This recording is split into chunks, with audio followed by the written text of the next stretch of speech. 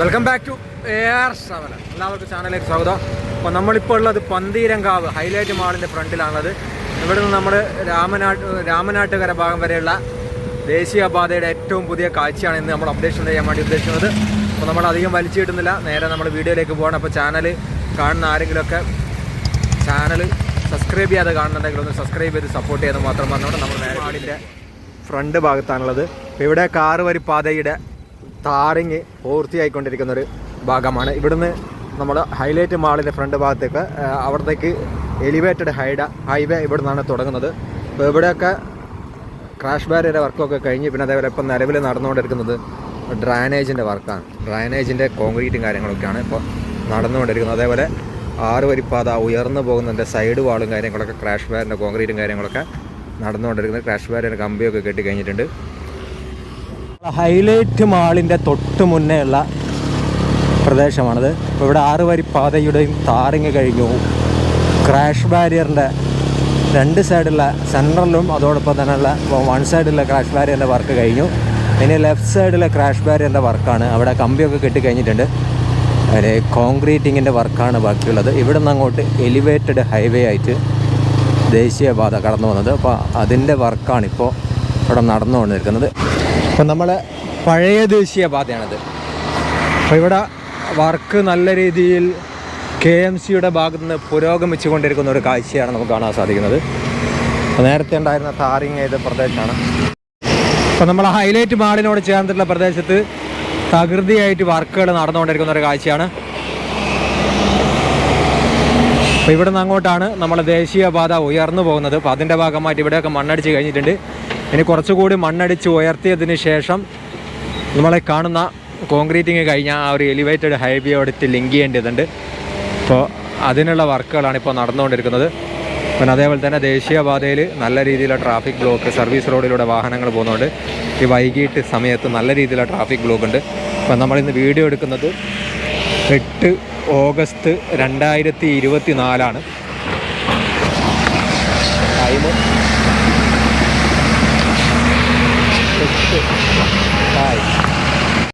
8 August അല്ല, 8 August 2024 അല്ല, 9 August 2024. അപ്പോൾ ടൈം 4 മണിയാണ് സമയം. ഹൈലൈറ്റ് മാളിൻ്റെ ഫ്രണ്ടിൽ നിന്നുള്ള കാഴ്ചയാണ്. നേരെ നമ്മൾ ഹൈലൈറ്റ് മാളിൻ്റെ ഭാഗം യാത്ര ചെയ്യാം. അപ്പം മഴ കഴിഞ്ഞ സമയമായതുകൊണ്ട് തന്നെ കുഴിക്കുമ്പോഴേ തന്നെ KMCക്ക് വെള്ളം പെട്ടെന്ന് കാണാൻ പറ്റുന്നുണ്ട്. ഇവിടുന്ന് അങ്ങോട്ട് നമ്മുടെ എലിവേറ്റഡ് ഹൈവേ ഇതിൻ്റെ മുകളിലുള്ള കംപ്ലീറ്റ് കോൺക്രീറ്റ് വർക്കൊക്കെ കഴിഞ്ഞു. അതിന് ക്രാഷ് ബാരിയറിൻ്റെ 1 സൈഡിലുള്ള കോൺക്രീറ്റിങ് ഈ ഭാഗത്ത് ബാക്കിയുള്ളൂ. ബാക്കിയൊക്കെ കംപ്ലീറ്റായി, പൂർത്തിയായി. പിന്നെ മുകളിൽ കയറാനുള്ള സംവിധാനമില്ല. അപ്പോൾ പെയിൻറ്റിങ്ങിൻ്റെ വർക്കാണ് ഇപ്പോൾ നിലവിൽ ഈ ഭാഗത്ത്, ഈ നമ്മളെ എലിവേറ്റഡ് ഹൈവേയുടെ താഴ്ഭാഗത്ത് പെയിൻറ്റിങ്ങിൻ്റെ വർക്കാണ് നടക്കുന്നത്. അതേപോലെ നമ്മളെ പൈപ്പും കാര്യങ്ങളൊക്കെ പ്ലംബിങ്ങിൻ്റെ ഇതിൻ്റെ വെള്ളമൊക്കെ മഴവെള്ളമൊക്കെ ഒലിച്ചു പോകാനുള്ള പൈപ്പും കാര്യങ്ങളൊക്കെ അടിച്ചു കഴിഞ്ഞിട്ടുണ്ട്. അപ്പോൾ പെയിൻറ്റിങ്ങാണ് ഇപ്പോൾ നടന്നുകൊണ്ടിരിക്കുന്നത്. അപ്പോൾ നല്ല രീതിയിലുള്ള ഒരു മാറ്റം നമുക്ക് ഈ ഭാഗത്ത് കാണാൻ സാധിക്കുന്നുണ്ട്. ഇവിടെയൊക്കെ പെയിൻറ്റിങ്ങിൻ്റെ വർക്ക്, പെയിൻറ്റിങ് തൊഴിലാളികൾ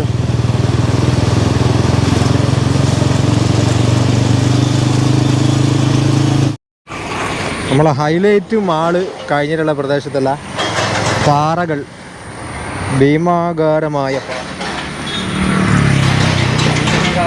പാറകൾ കട്ട് ചെയ്തുകൊണ്ടിരിക്കുന്ന ഒരു കാഴ്ചയാണ്. ഇപ്പോൾ ഏറ്റവും ഫൈനൽ സ്റ്റേജിലാണ് ഇപ്പോൾ ഉള്ളത്. പാറകളുടെ കുറച്ച് ഭാഗം മാത്രമാണ് ബാക്കിയുള്ളത്. ബാക്കിയുള്ള ഏതാണ്ട് ഭാഗവും നമ്മളെ KMC കട്ട് ചെയ്ത് മാറ്റിയിട്ടുണ്ട്. കട്ട് ചെയ്തതിന് ശേഷം ഇപ്പോൾ ചെറിയ ചെറിയ പീസുകളാക്കുന്ന ഒരു കാഴ്ചയാണ്. ഇത്രയും പീസാക്കി മാറ്റിയിട്ടുണ്ട്.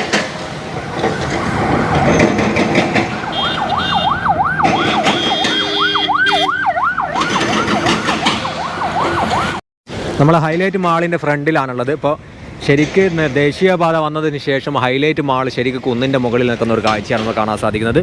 സത്യം പറയുകയാണെങ്കിൽ ഇത് നമ്മുടെ വയനാട്ടിലൊക്കെ സംഭവിച്ചതുപോലെ ഒരു ദുരന്തമൊക്കെ സംഭവിക്കുമെന്ന് ഒരു ഭീഷണി കൂടി, ഒരു ഭയം കൂടി നമ്മളെ മനസ്സിലുണ്ട്. ഇപ്പോൾ നിങ്ങൾക്ക് എന്താ തോന്നുന്നതെന്ന് അറിയില്ല. അപ്പോൾ എന്തായാലും ഇതിൻ്റെ ഓണർക്ക് വിഷയമല്ല, പക്ഷേ ഇവിടെ താമസിക്കുന്ന ആളുകൾക്കൊക്കെ വലിയൊരു ഭീഷണി. നമ്മൾ ജസ്റ്റ് പറഞ്ഞതേ ഉള്ളൂ.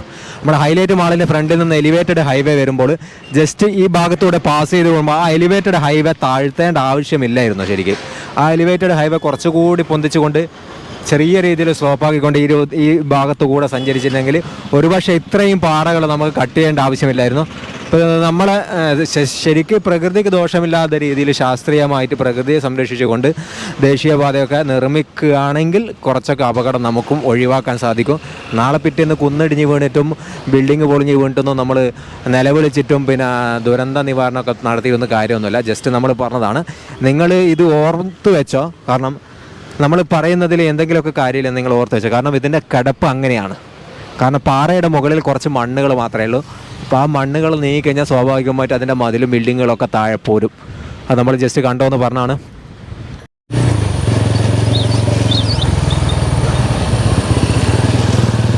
ഇവന്മാരൊക്കെ എങ്ങനെയാണ് വരുന്നതെന്ന് അറിയില്ലല്ലോ. വൺ വേയിലൂടെയൊക്കെ ഇത് യൂ ടേൺ അടിക്കാനുള്ള മടി കൊണ്ടാണ് യൂ ടേണൊക്കെ പോയി അങ്ങൊക്കെ പോയി അടിച്ചിട്ട് വരണ്ടേ എന്ന് എഴുതിയിട്ട് ഇത്രയും റോങ്ങായിട്ട് പോകുന്നത്. അപ്പോൾ നമ്മൾ ഹൈലൈറ്റ് മാളിൻ്റെ ഫ്രണ്ട് ഭാഗം കഴിഞ്ഞ് ഇപ്പം നമ്മൾ ലാൻഡ്മാർക്ക് ബിൽഡിങ്ങിൻ്റെ ആ ഒരു ഭാഗത്താണിപ്പോൾ സഞ്ചരിച്ചു കൊണ്ടിരിക്കുന്നത്. ഇവിടെ കാറുവരിപ്പാതയുടെ ടാറിങ് പൂർത്തിയായതിന് ശേഷം ക്രാഷ് ബാരിയറിൻ്റെ വർക്കുകളാണിപ്പോൾ നടന്നുകൊണ്ടിരിക്കുന്നത്. ഇവിടെയൊക്കെ റോഡ് ഡൈവേർട്ട് ചെയ്തിട്ടുണ്ട്. ഇപ്പോൾ റോഡ് ഡൈവേർട്ട് ചെയ്തതിൻ്റെ സിഗ്നൽ ബോർഡ് കുറച്ചുകൂടി നന്നാക്കാമായിരുന്നു. നമ്മളധികം പറഞ്ഞാൽ ഫുള്ള് നെഗറ്റീവായി പോകും, അതുകൊണ്ട് പറയുന്നില്ല.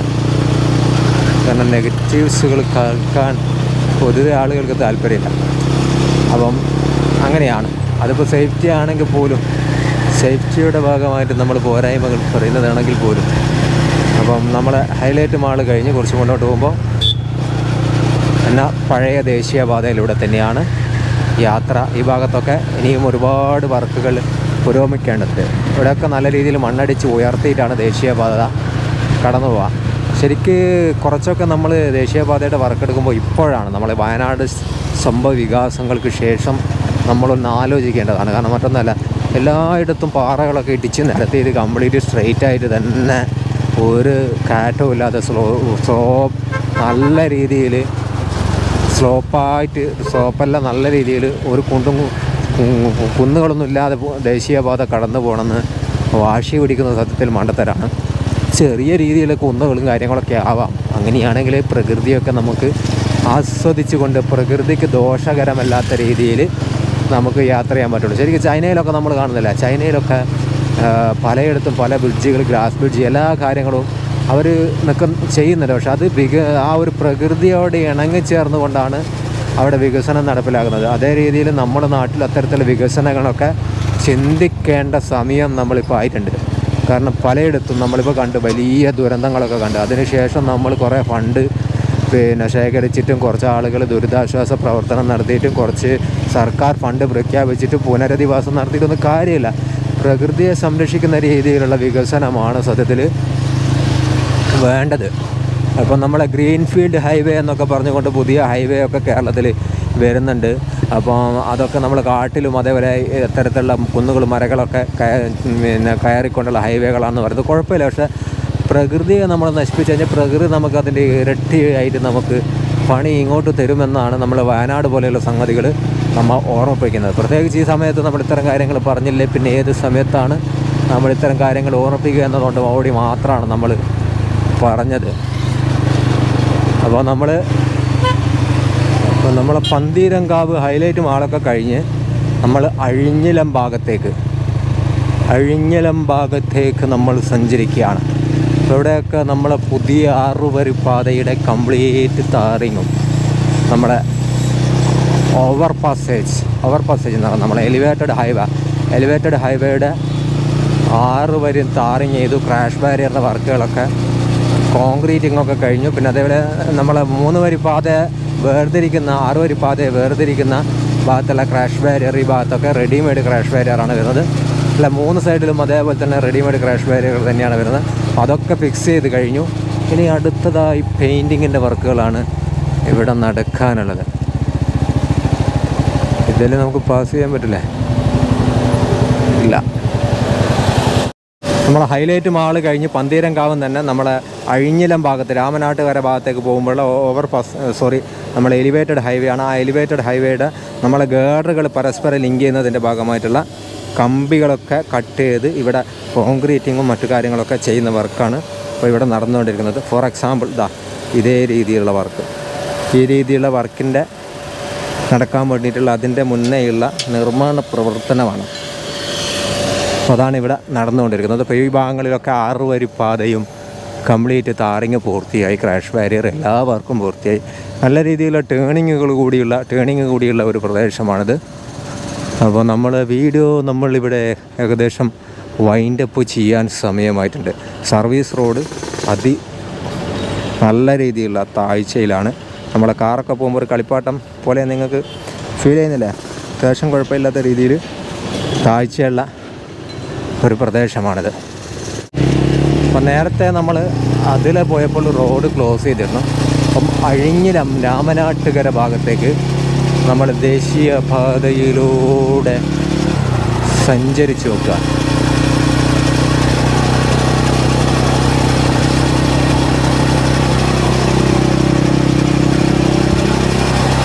ഈ ദേശീയപാത എവിടെ വരെയാണ് ഇതിൻ്റെ നിർമ്മാണ പ്രവർത്തനം?